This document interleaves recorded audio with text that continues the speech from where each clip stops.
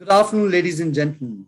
Welcome to the session Storage for Ancillary Services, Transmission, Distribution, and RE Hybrid for India, the way forward.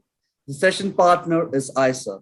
May I welcome the moderator, Dr. Rahul Valavalkar, President ISA and MD CES India.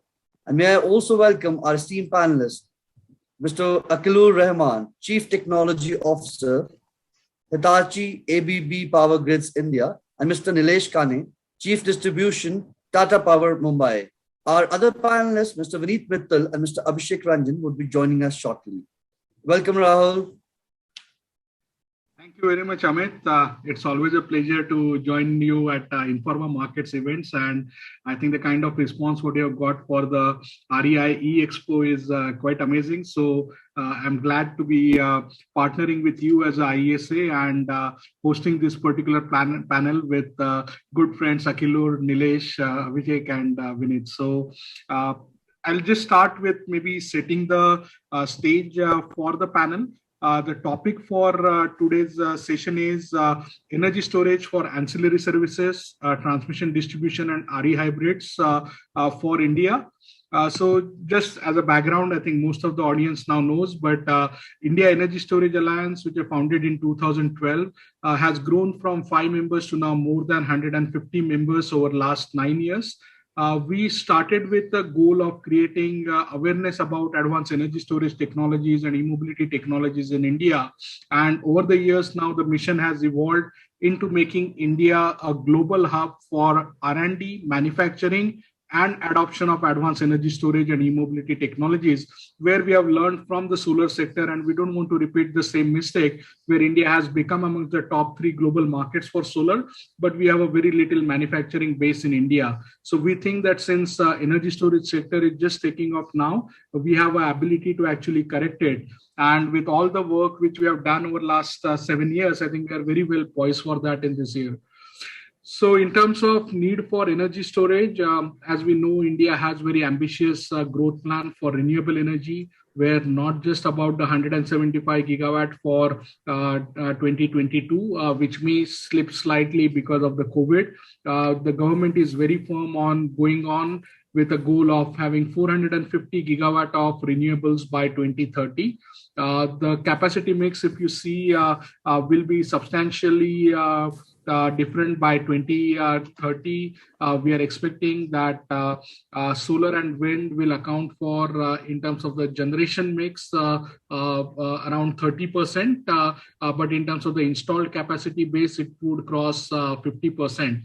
And that's something which is quite amazing. Hopefully, we will continue to go beyond that. And there is already discussion happening about the 100-year anniversary. So by 2047, can we start looking at 100% RE or net zero? So there are many such discussions happening. But right now, at least till 2030, there is a clarity on the policy side that we definitely want to be on a path for that. Now, the question comes is many times people ask that if we are adding both wind, solar, and then we have some diversity in terms of the geographic location, as well as maybe some of the time variation in terms of sun shining during the day, wind blowing during the night, then it just adding wind and solar hybrid is sufficient. But when you start looking at matching the generation profile with load, it is very clear that it is not sufficient, and there are going to be times when you have excess renewables available. Already you may have seen just earlier this week, there is a APTEL ruling against Tamil Nadu, SLDC and Tangentco, where they are getting penalized for curtailing solar. And they have to make almost 75% payment for all the curtailed energy, because this is just the reality. When you are accounting on variable sources, there are going to be times when you have excess energy, and traditionally distribution companies have taken liberty to do the curtailment and just call it for some technical reasons and not paid the generators, but that is not going to be allowed going forward. So this is a case where definitely I think energy storage makes sense in terms of matching the supply and demand, and also optimizing the transmission and distribution network, as you'll hear more in detail from Nilesh and Abhishek later in the day. Especially the evening peak period is a time where Definitely solar is not going to be there. So if we are relying on majority of the renewable generation coming in from solar, then evening peak, especially from 5 p.m. to maybe 8 p.m., 9 p.m., depending on the region, is going to be a challenge. And that's where we see very strong interest from Solar Energy Corporation of India, who has developed certain concept notes for how do we improve the flexibility of renewable generation as well as improve the plant load factors for this.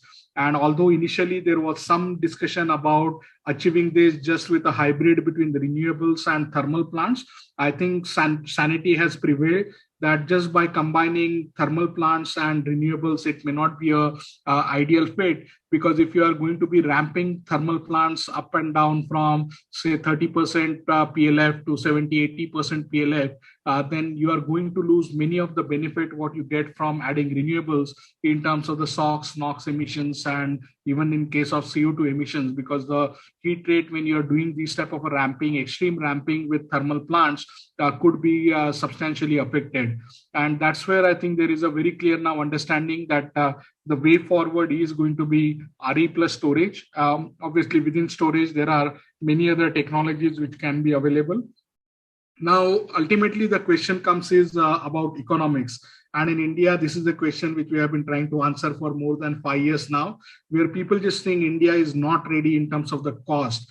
And what happens is many times people look at just the top chart, which is on the left-hand side, where we are looking at levelized cost, and people see the current tariff and they say, oh, it costs 7 to 12 rupees for adding storage. Then why would we add when solar is available for 2 rupees or 3 rupees? Now, there are a couple of aspects which I'd like to highlight here, that when you are adding storage, these numbers are just representative, but there are many parameters which can change these numbers. For example, there is a C rate, there is a cycle life, there is a depth of discharge, there is a rest of the balance of the system cost. So it is not about just the cell cost or the battery cost for the energy storage, but you need to consider 4 or 5 different tariffs to see what is the levelized cost of storage. But beyond that, actually, what most of the people miss out is when we are talking about RE plus storage hybrid, the levelized cost of a hybrid project also can take benefit from the RE tariff. So just by having a 100% RE, yes, definitely you can have a cheaper tariff than having a dispatchable renewable energy. But since the demand is variable and you end up being in a situation where the alternate cost for adding peaker power or replacement power is more than 8 rupees or higher for conventional sources, I think having RE plus storage at somewhere between 4 to 5 rupees right now is also a good starting point. And with as the technology is improving, we are very confident that for 1 hour system, these prices go down below 3 rupees within next 5 to 6 years. And for 4 hour systems, so we will start seeing these prices going down to 4 rupees within next 5 years. Now there are, in fact, right now there are certain technologies like flow batteries, which can have more than 10,000 or 15,000 cycles. And there actually the levelized cost may be even already low, down to 3 rupees right now. But these are technologies which are not yet reached sort of a commercial scaling up, where right now people are looking at only few megawatt hour scale. So if you are looking at gigawatt hour scales, then the primary technology being considered right now is lithium-ion batteries. And these charts are representing numbers from deployment of RE plus lithium-ion battery hybrids. But there are many alternate technologies which are getting seen, which may even have lower tariffs than this. Now, the key part is the question then comes is, should we keep on waiting for 2025 for the price to go down below 4 rupees? And my answer clearly is no. If you are doing that, it's like waiting for your better cell phone for next year because you are going to have a better camera or more memory in your cell phone. Are you going to stay without a cell phone for 5 years? No. You are going to use the currently best available technology. You are going to get more productivity out of it. And when the new technology gets available for a new project, you will adopt that technology. So that's the approach which needs to be taken. Actually, in India, we have wasted last 5 years by just doing very, very small scale pilots. Around the world, we are right now getting involved in projects which are at a scale of 300 to 800 megawatt hour at a single location. We unfortunately as a country haven't even crossed 100 megawatt hour installations in last 5 years in India. So this is something which I think it is really high time for now. I'm really glad that thought leaders like Nilesh, Abhishek, and others, utilities are also taking lead. But I'm actually very confident that within next 2 or 3 years, we are going to see floodgates opening with commercial industrial customers, with financing being made available to them. We are going to see a lot of projects happening on that side. In terms of the storage technologies, apart from batteries, which we talked about, there are mechanical systems, there are gravity-based systems, there are thermal system, fuel cell, hydrogen. Many technologies are available, and general interest is driving because in last 10 years already for lithium-ion batteries, we have seen 90% cost reduction or a 10x cost reduction has happened, and similar cost reduction is expected with many other technologies. US Department of Energy had just launched a Earthshot initiative where they are looking at longer duration storage technologies where current cost is somewhere between $200 to $500 per kilowatt hour. They have set up a similar 90% cost reduction goal for 2030 for these technologies. So now the key part is we need to start building projects, get experience in implementing, sizing these projects, operating these projects more efficiently, so that as and when the better technologies, more cost-effective technologies come available, we can start scaling at tens of gigawatt hour scale, which is going to be required if we are looking at 450 gigawatt renewables on the grid. The good part is there are many such technologies are getting commercialized around the world. As I mentioned initially, IESA goal is that India should not be like just a side player in this, but we would love to see India playing an active role in developing and commercializing these technologies. And that's where we have been working very hard in evolving the energy policy landscape in India. And we are really excited with the kind of attention which Prime Minister himself is paying towards this sector. And with the recent Advanced Chemistry Cell PLI, we are very confident that we are going to get a very strong domestic manufacturing base, which will help in additional cost reductions for India. But the initial part we are saying is that the domestic manufacturing is not targeted just for the lower cost, but it is actually absolutely essential for the national energy security. And we are really glad that we already have almost 10 plus companies who are looking at setting up 5 gigawatt hour plus manufacturing in India. So next 3-4 months is going to be really exciting to see which are the 3 or 5 companies who actually end up setting up these plants. So in terms of the timeline, the cabinet approved the ACC tendered ACC PLI program in May. The cabinet note or the gazette notification came out in June, and we were expecting last week the actual RFP, but we have been told by Niti Aayog that there is a couple of week delay. But by 15th August, we are expecting the global tender to get announced.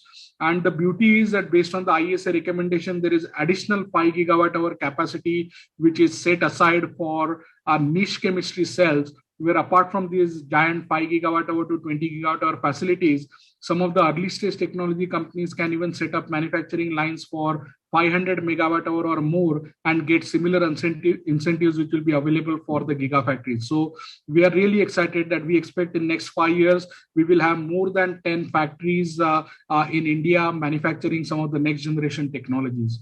So there is a lot of opportunity for R&D. There is a need for skill development, which we are working with, and we are glad with our partnership with Informa, where we do regularly various master classes at different Informa events.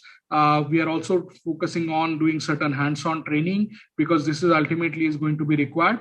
And the other aspect is related to the testing, because this is the area which is very important in India. Many times we just keep the question okay, what is the cost or what is the price or when can I get $100 battery? But given all the permutation combinations which I mentioned earlier in terms of the cycle life, C rate, temperature tolerance and others which play a key role on the levelized cost of project, it is very, very important that you don't get sort of blindsided just with the upfront capital cost. You need to understand, you need to make sure that you are selecting the right technologies, and that's the area where again as IESA we are working on. We are also very excited about the startup ecosystem where there are more than 50 startups who are working in this area. Already more than 20 of those are an active part of IESA membership, and we are looking at grooming them.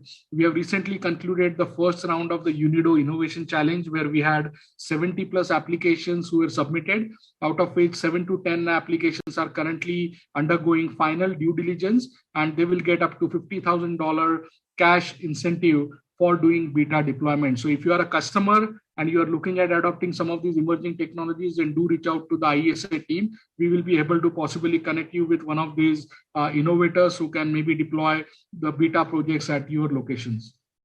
Also, I'll request you to mark your calendar for 22nd September, which gets celebrated around the world as a World Energy Storage Day. We are hosting a 24-hour marathon event this year.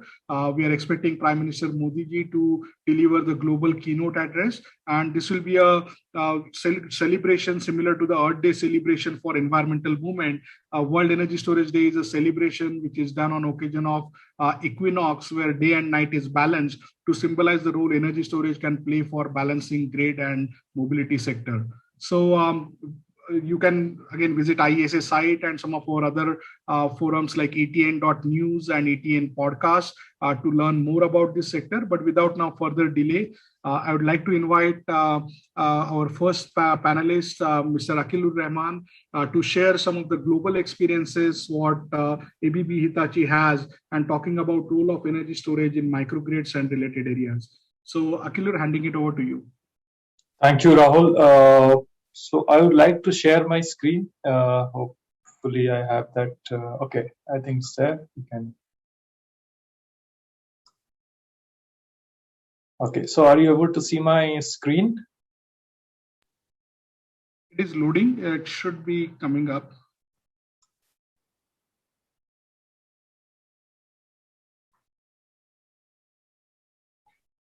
Can you try to reshare? At least I'm not seeing it, or maybe just now it is coming up. It may, yeah. Yeah, can you go in full screen mode? Right now we are seeing yes, I'm just. Okay. So Rahul has really set the context very nicely about how do we have this renewable energy in future and also store the energy, and the cost economics of that, how to justify. So there, as Rahul said, it's not just the cost of energy, but also the availability of energy at the right time, with less of interruption, with good quality power. So that's also important, because that can also lead to the cost or maybe wastage, you can say, or loss of production if it is an industrial facility, or it can also lead to human safety issues.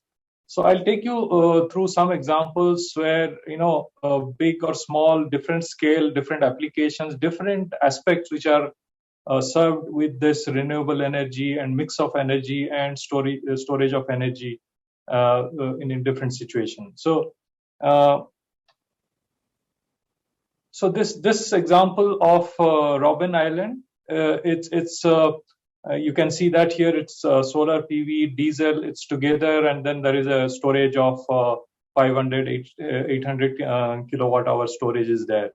So this actually is the purpose is that the diesel consumption is reduced. So that's again, towards the environmental goal. So at the same time, lower fuel cost and carbon emission we are reducing. So, and also because the sun is available, it's in Cape Town in South Africa. Utilizing the availability of sun and also ensuring using some technology like digitalization, remote monitoring of the entire system, and also remote setup, which is eliminating need of maintaining workforce in the island. So basically, remotely monitoring, controlling this so that you don't end up having more cost. So this is one example. Other example is Porto Santo in Portugal. So here it's a combination of solar, wind, diesel, and it's not that these kind of systems are developed from scratch with different sources of energy. It's that diesel is already there, wind was there, and now solar is added. But having all these diverse and distributed sources of energy, how do you store also energy so that you can use it efficiently and also use it when it is available, when there is a need, because of whatever reason there is an interruption. So here it's a case of this is a tourist destination. What happens?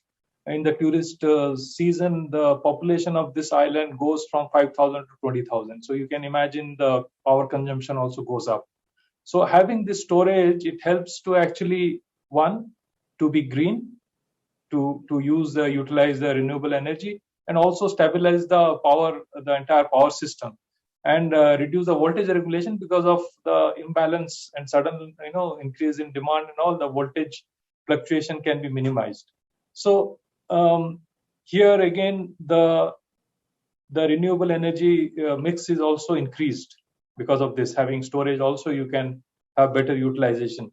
So another example is S3 in Australia. So this is like in the southern southwestern part of Australia, where they have it's like a land which is into the sea, and there is a long narrow stretch which is going, and then this location is at the tip. So what happens? There is a transmission line, and then the issue here is frequent lightning strikes. So from the mainland grid, the transmission is carrying the power to this locality village. So due to lightning strike, they had a huge amount of outages. The power is not available for the community, for the industry there. So what they did is they had this power store for 30 megawatts. It's 8 megawatt hour, and there's a lot of wind generation available in that area. And also they used the household as well as the industry with the rooftop solar. So 90 megawatts of wind, distributed rooftop solar, individual houses as well as the industry there, and the storage together. So they set up this system, and then they could basically increase the availability of power even during outages. Earlier, the outages were 8 hours to the extent. I mean, suddenly, lightning strike happening, and then you have 8 hours of outage, and then, till it is fixed. So now, today they have reduced that from 8 hours to 30 minutes actually. So that way you can imagine the power, the energy is available, and because of that, this outages, they were losing production. They are losing, of course, the comfort, the life, the people there, also the dairy farms there. But with the availability of power, then their productivity is increased. So this actually what Rahul also said rightly. It's the cost here we have to look at from that point of view, that not having the power even during contingency, it can lead to a lot of other economic losses. So how do we calculate that in the system? So here the ROI was almost like 1.5 years. They got back their investment having this system. So here another thing which was used technically is using the virtual inertia. So with the power electronics control in the system, so that the system is more stable. So it doesn't go into during the outages, during the ramp up and ramp down, you can still manage to control the grid and also increase the stability of the grid. So this is the concept which was used in this as virtual inertia, and also the frequency control during the outages when you have the gap in power and the demand. Yeah. So this example is in Japan. So it's like Cheetos Solar. So where it was there were a lot of fluctuations in the grid. So with renewable integration, there are also more. So here, what happened with this power store, which is the energy storage, 17 megawatt with 8 megawatt hour, and the solar PV was there, 28 megawatts. So combining this with the storage, which actually helped them to reduce the power fluctuation and improve the renewable integration. As you see here, 20 megawatts is a good size. So this actually provides almost like 11,000 households with 35 gigawatts of power. And this again, case of availability and how reliable the system can be made with this storage solution. So SimCorp MRP, this is best in Singapore. So this is along with university where this system was set up, which is basically providing ancillary services to the Singapore grid.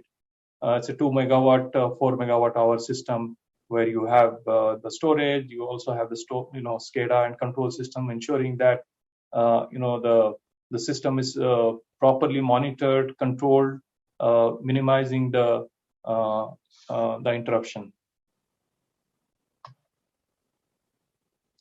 Woodside, you can see this is a offshore platform, oil and gas platform, where for the ancillary service, basically for the auxiliary services of the platform, diesel was used. So here the gas turbine was used, and also the storage of 2.8 megawatts, 1.43 megawatt hour, with the control and remote monitoring, because these stations are they normally have minimum staff, sometimes no staff. It is all monitored from the shore. So here again, this was integrated with the storage and control, and that actually reduced the dependency on the diesel, because they had to have diesel, the processed diesel, not the crude one. Yeah, reduce the diesel and also utilize the gas there, what comes out, and almost by 2,000 tons per year, they could reduce the gas consumption and thereby also the carbon footprint, CO2 emission. So these are examples of how having storage together with your existing energy sources, or maybe adding renewable also, and making it still stable and also more efficient. And this is a case of industrial facilities. So it's like a remote mine area in Australia. So and you have so whenever there is a problem in power, it's a safety issue for the miners, for the people there who are living. It's not only the production, the mining, the production of the mining company, but also people safety. So there actually they again used this 30 megawatts. So these are all installed by Hitachi ABB Power Grids. So examples I am giving from our portfolio, our solution, our technologies. So 30 megawatts of the storage and 7 megawatt hour of energy, and with of course the control system there. So here actually by having this one, of course the stability of the entire power system was enhanced, and interruptions, they were reduced, and it was also very importantly the human safety, because of the power outages, they had a lot of safety issue, so that was avoided. So it's a example of how you can save cost. You can also be more carbon neutral, moving towards that, and at the same time human safety. So combining all these things. And this one is a remote community in Alaska, USA. And here it was about how to have the proper regulation of power in this island, which is of course connected to the mainland also. So storage of 1 megawatt, and then it's a combination of hydro and diesel, you can say. You can see here, 7.25 hydro and diesel. But the power store was also there to store the power, so that whenever there is outages, or maybe because of fluctuations or peak shaving and all, so that power store is there to the battery storage, energy storage is there to help to regulate the electrical system, and also able to reduce the dependency on the diesel. Although they have diesel 2 megawatts, but reducing that, not to really utilizing only when it is absolutely necessary. So that way, how you have some existing sources of power, energy, but you augment that with renewable energy, then you also have proper control and storage, so that you can achieve this energy footprint in terms of lower carbon, emission, CO2 emission, and also achieve cost economics. So looking at this, I think one, of course, having the battery technology, having storage technology, having the protection and control, but very important is that how you can combine all these different sources of energy, the controller, the algorithm, which can run in conjunction with the grid code, the grid regulation, And so this is very, very important so we have to bring the element of SCADA, the automation, the digital technologies, and ensuring also the grid code is met, and the energy cost. How do you have the optimum storage in the system so that you can achieve the energy economics? So the examples I showed, so that for different applications of different size and different, somewhere it was from scratch, greenfield kind of project, somewhere some generation they were available either diesel or hydroelectric, wind. So how do you augment that and then build the system? So having this system and control, I think the systems can be further evolved into more of renewable energy, adding more of those energy, and at the same time having storage, because as you go on adding more renewable energy, I think you also need to have the seasonality of the renewable energy, which is sort of fluctuating. So how do you address that? So having storage actually enables you to achieve that. So that's just I wanted to give some examples. So over to you, Rahul. Thank you very much, Akhilur. Again, really interesting presentation and so many examples from around the world. I wish that I think when we meet next year, this time we can start sharing similar type of examples in India as well. So I'd like to request now, because we have, I think, both our other panelists, Vinith and Abhishek, have also joined. So without further delay, I would like to invite Nilesh Khani to go ahead next. And I'll request Nilesh to keep it in less than 10 minutes, so that now that we have a full panel, at least let's leave like 5 minutes for Q&A at ends. But you can go next, Nilesh.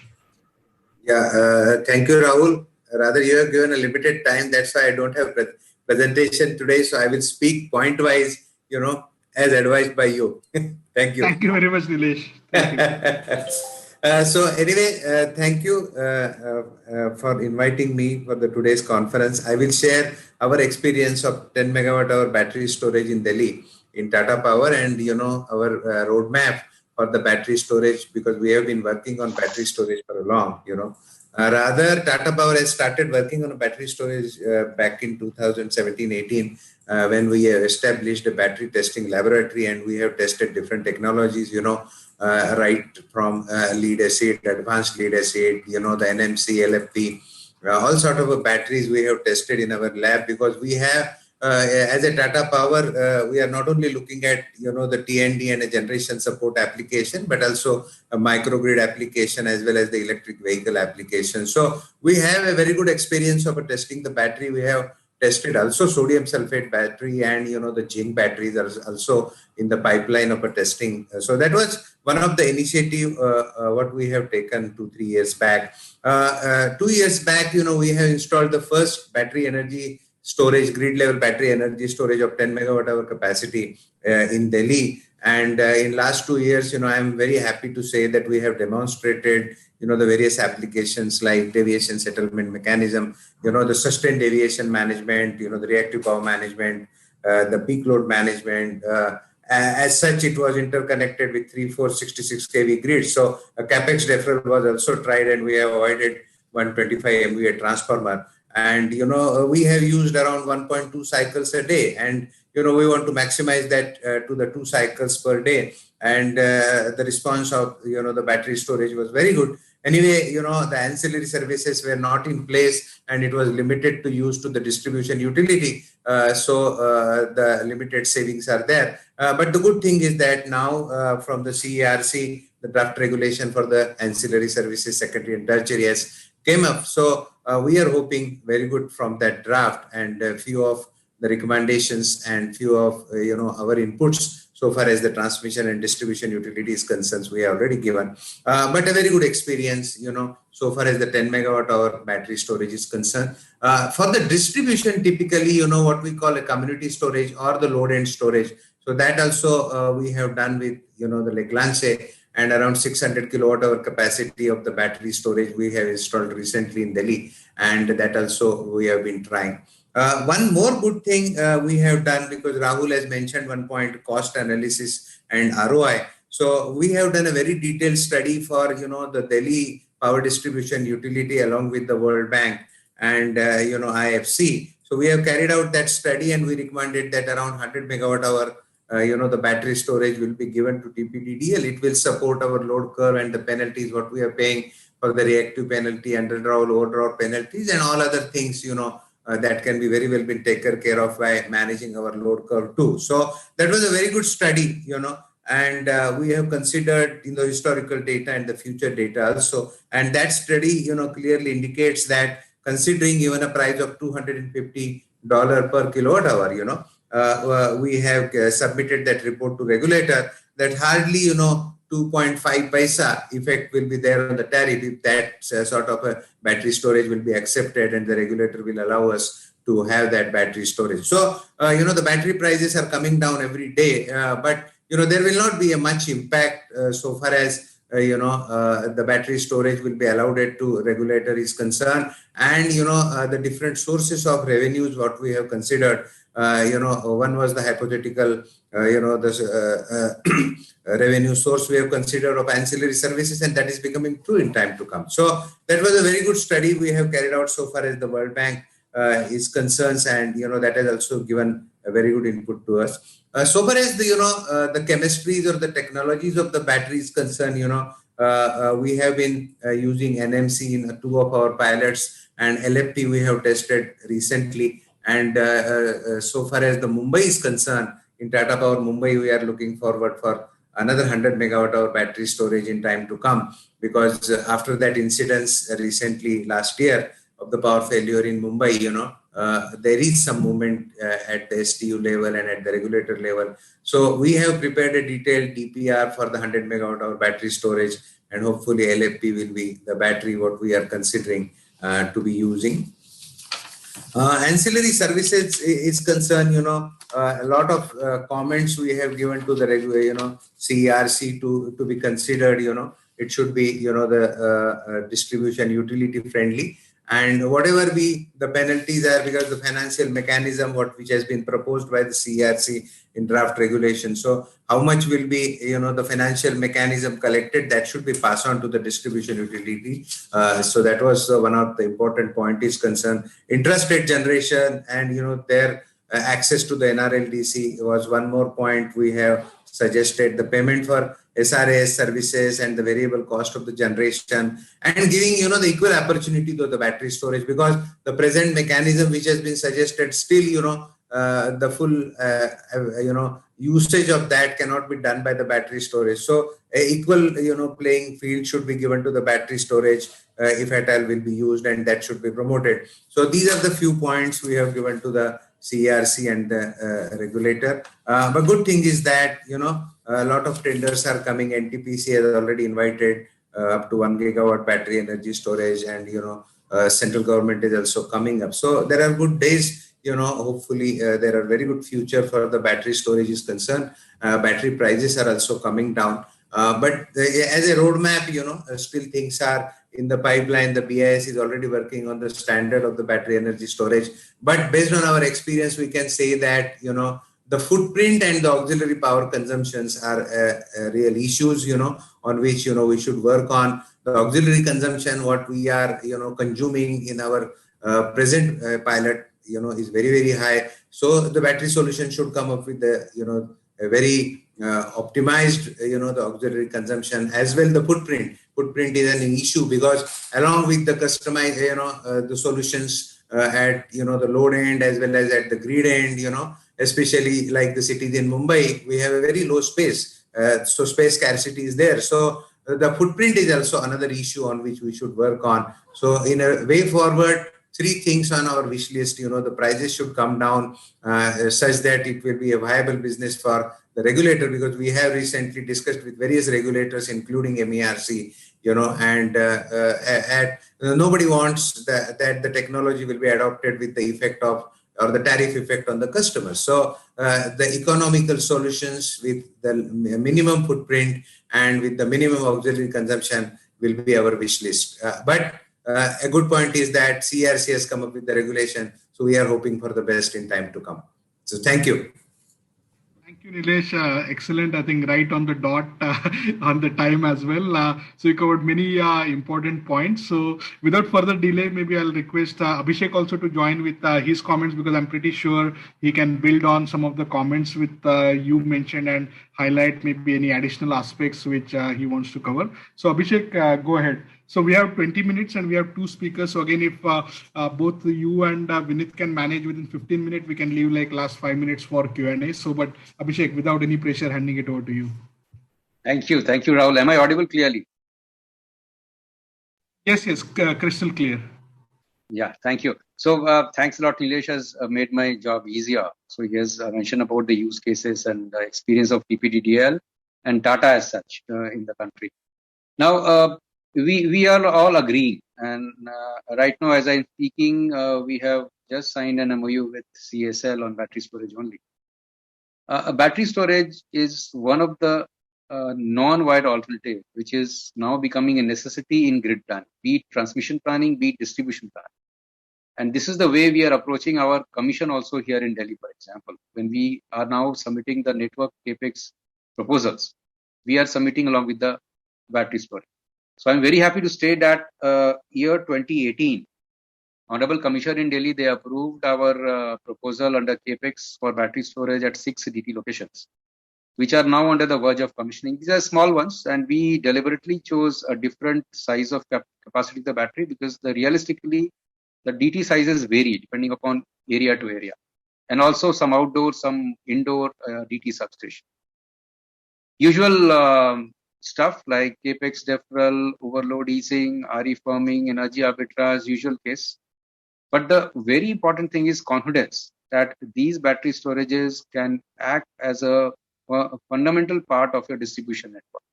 That is what we are going to learn from this. As we commission them, as I speak, the commissioning is going on. And by 15th of August, we expect all these 6 distribution transformer-based DTs to be on bar. And apart from this, we are also of the firm belief that the behind-the-meter battery solutions are very important for shaping that load shaping. It is very, very important because we can't artificially deal with the symptom of the peak load. We have to treat the cause, the root cause. So when you hit that the peak load at the source, it becomes easier to treat the whole symptom. So therefore, we started with GIZ PV port and store, which is portable solar 2 kilowatt and 4 kilowatt hour kind of battery storage, which is portable. You can carry along city to city. You can fold it and transport. That we started last year in October at 6 or 7 different locations. Again, different customer categories, residential, schools, our own office, that is control rooms, and public commercial offices. So different aspects we have tested now. Results have been very, very, very encouraging. And as a VPP, for example, the control is at a common place. So we can trigger the charging or discharging also of the batteries. And the inverters also, of the solar inverters also are linked. They are hooked up. So they can respond to the signals of the utility. So this we have tested. Now what we do, we plan to do is plan it on a national rollout. For example, under the CFA scheme of Government of India MNRE, we plan to approach Honorable MNRE to allow us to float it to the public at large. And that will be the real thing when you have these distributed systems across homes, across those feeders, that will help you out. So BTM, DT level, and now coming to the grid level. Ancillary service regulation. We are all aware of the draft ancillary services regulation. What we are saying is, why SRAS and TRAS? TRAS is also the forte of battery storage. So it cannot be only the governor mode of action. Batteries fit in very well for the PRAs. So therefore, when this particular regulation came in, draft one, we sent our comment saying that battery should also be considered for PRAs, number one. Number two, in fact, 3 years back in 2018, we signed an MOU with Solar Energy Corporation, SECI, to install battery 20 megawatt 2 hour kind of system at one of our grid connect, 33 kV grid. Now, it takes long time, to convince the regulator. Now, I think it is at some stage, we expect some kind of order from Honorable Commission on the grid level. The DT level, they have already approved 2 years back. Now, at the grid level, we expect some clarity. So that will be another ancillary services. We had approached Honorable Commission of India, I mean CRC, for some challenge in the power market, technical glitches in the real-time market. In the last minute, there were some technical glitches on the real-time market, due to which the sessions were aborted. And we had to face the music in the real time, overdrawing from the grid, etc., leading to grid insecurity issue. They have said that the reserves can be kept by the utilities. So this is a very good statement, and we are hoping for a formal order on that. That means even markets are there, even then the utilities can have their own reserves. States like Gujarat, Odisha, they have their hydropower resources, which they are using it very efficiently to change the sign, to manage sudden changes in the RE profiling, ramping resource, etc. We don't have that. So even the markets do fail. Real-time market is 1 hour ahead. So even the reserves are required up to 10 minutes or 15 minutes in advance. So the batteries are here to stay, where they can also be used as an ancillary reserve, not only by POSOCO, but also by the DISCOMs in the state level. So again, to summarize this, right from the grid level to the distribution level, distribution network planning level, finally behind the meter level to hit that particular load shaping. All these, and the final thing is EV charging. So we have floated EV charging private EV charging tender on 14th of July. This is one of its first kind in India, where you apply to, I mean, all three of us, all the three DISCOMs in Delhi, TPDDL, YPL, RPL, we have floated this tender jointly on behalf of the government of Delhi.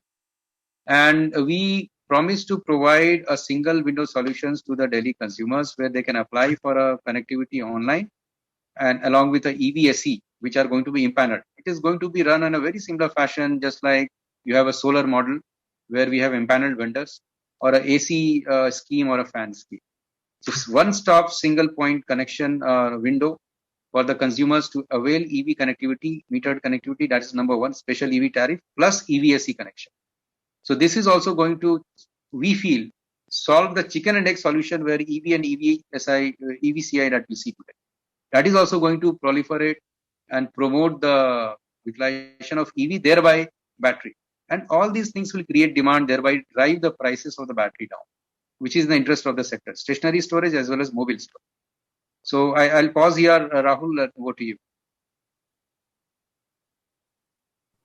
Thank you very much, Abhishek. Again, excellent job in sharing very specific examples, it's really great to see, I think, both you and Nilesh focusing on specifics on how the DISCOMs are looking at it and where the opportunities are coming up. It is really interesting. You talked about also the sort of a virtual storage with the customer-sided storage, because this is something which has become now common in developed countries. In fact, we as a customized energy solutions and working on a project with Tesla, where hundreds of Tesla Powerwalls are integrated and providing ancillary services to Vermont Electric Utility. And the first phase of the project, in fact, has demonstrated that there is no lag in terms of the response time of having a centralized 100 megawatt storage system and having distributed storage systems on the customer side for providing response. And based on that, now that program is getting scaled up. Similar thing Tesla is also doing in Australia, where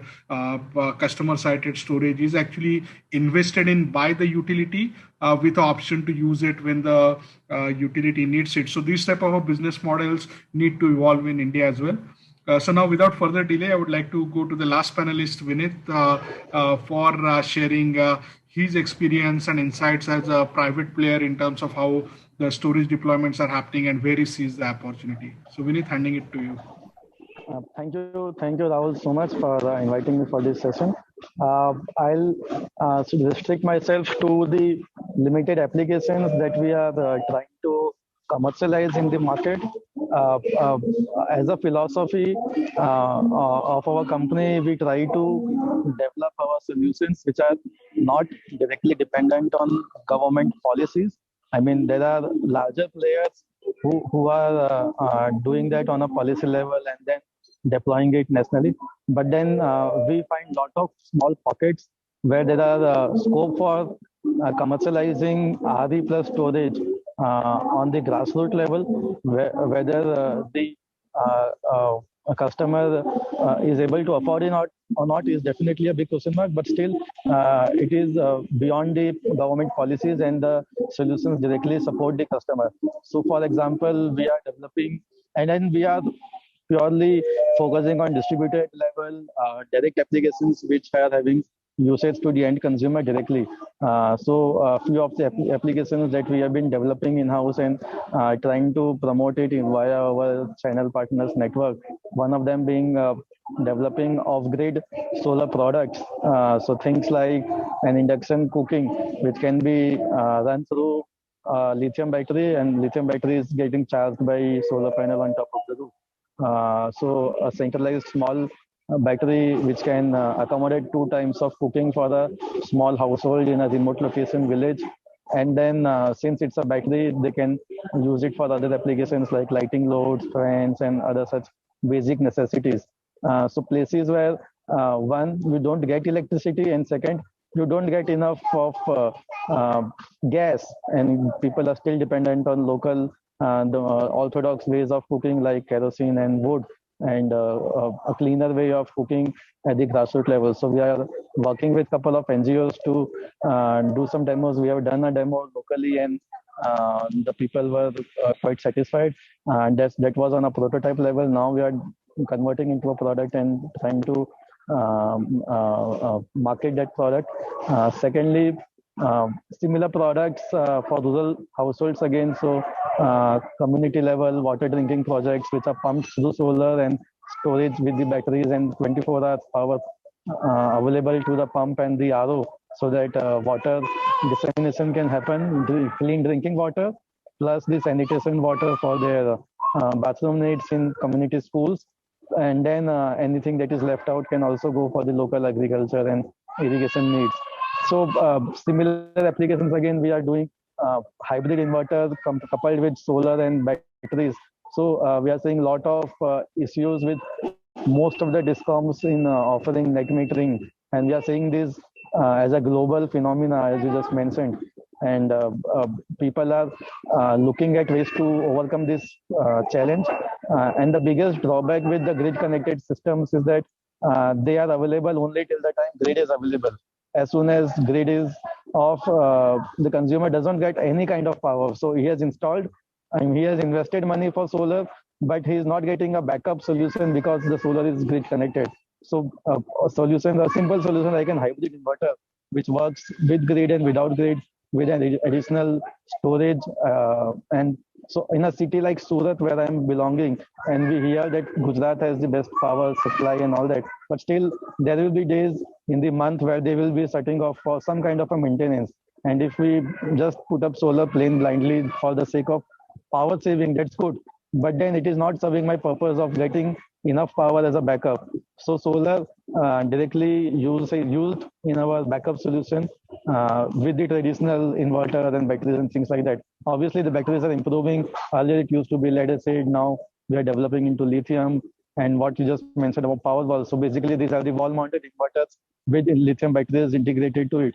So we are developing those products in-house since we manufacture the products ourselves.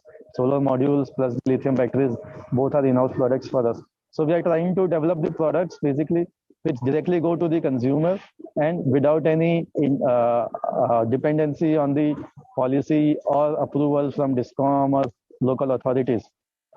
And then, so anything related to this, we are very keen on. One project we did with the DISCOM in Maharashtra, MSCTCL, where we put up a 100 kilowatt solar with a 10 kilowatt hybrid solar, as in grid connected plus storage. So their ancillary needs for the substation at Chakan's your substation, 400 kV substation. We have put up a solar directly inside the premises, and the ancillary power is being charged through solar 24/7 with the batteries that we have installed. So all in all, there are various applications if we look at not just the economics of that, but the real need of power. Right. So I think I'll restrict myself because we have a Q&A to follow. But my only submission is that there are so many applications we can explore and directly deploy, which have direct need of power, the basic necessity. Great. Thank you, Vinit. So again, it was really great. I think all four of you talked about related areas, but brought in all the different perspectives. So I'll request organizers to maybe spotlight all of us together so that we can be there and we can just quickly have a last 5 minutes of final comments from everyone. So I'll just, based on some of the thoughts which all of you mentioned, I'll just highlight a couple of observations from my side. So Nilesh, you highlighted one challenge with the project which you have done in terms of the auxiliary consumption. So there are two issues. So one is it could be just the technology. It requires certain cooling or heating requirement, and as a result, there is a higher consumption. Or we have seen it many times. It happens in international projects where it happens that the technology is sized with certain heat load and other thing, air conditioning, but then you end up using it in a different duty cycle where the total energy throughput from storage is actually substantially lower than as compared to maybe what is anticipated for ancillary services or similar thing. And then suddenly the same auxiliary load which would have been like perfectly within the expected normal ends up becoming a bigger part. So is it something similar happening in your case? And I'll request also Akilur to maybe share some of his thought, because I'm pretty sure he has dealt with similar challenges while designing and optimizing the systems for in other regions. So yeah, Nilesh and Akilur, Yeah. I'll hand it to you. Rahul, you have nailed the point. Both the applications, on the both the issues we are really concerned. The first one is that we need to optimize the footprint, as well as we need to have the technology where the air conditioning load required is minimum. We have seen that the grid based or the building based the battery storages around auxiliary consumption in the range of 2.5 to 3%, and the container based solution is around 1% or so. So we in our wish list, or to from the point of viability of the battery storage point of view, we need to have the technology and footprint less than 1% of the auxiliary consumption. That is point number one. And second point you raised, equally right, that the battery storage is being comparable with the other applications like solars and all. So there also we need to have the technologies where the auxiliary consumption should be less. The usage part, yes, obviously the C rate, we are using 1C rate batteries and all. So to maximize the usage of the battery, auxiliary consumption can be minimized. So the number of cycles, the C rates, and all other things are also need to be considered to get the the maximized usage, as well as the reduced auxiliary consumption. Akilur, any thoughts on your side? You're on mute. Akilur, can you unmute yourself? You're on mute. We cannot hear you. So a very important point. So what we do normally is when we design the system, the energy storage system along with the cooling and auxiliaries. So one is that we do it during the design time, whatever the specifications are there, try to model the thermal modeling of the entire system we do, and then ensure that it's optimum. But at the same time, we also have the control, the sensors and the system which will continuously monitor these parameters, and then try to sort of charging discharging cycle it can monitor in a way that you also get the energy, basically the thermal efficiency in the system. So it's and then there we also try to use algorithms which are like AI ML based algorithm, looking at the weather, the temperature, outside temperature, and also what's required for cooling the system. So it's a mix of different technologies we use to also achieve this efficiency during runtime. You are on mute, Rahul. So we are on the final 2 minutes. So what I'd like to do it is, I haven't seen any specific question asked by the audience. So maybe I'll just let go to all of you. I think I'll start in the reverse order with Vinith to see if there are any final comments or any additional thoughts based on what he has heard from other panelists he wants to share. So Vinith, starting with you, you can give like your final comments, maybe 30 seconds to 1 minute. I mean, just that we have to focus on applications directly which are beneficial to the end consumer, and spreading awareness about those applications. I think that is one of my small submissions. Awareness has to be there. Thank you, Vinith. Abhishek, your turn.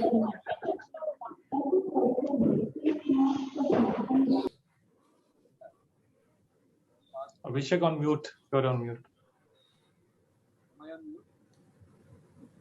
Yeah, we can hear you now. Go ahead.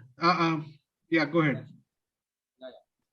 What I'm trying to say is, over the past 1.5 years, Abhishek, the sound level is very low. Can you check?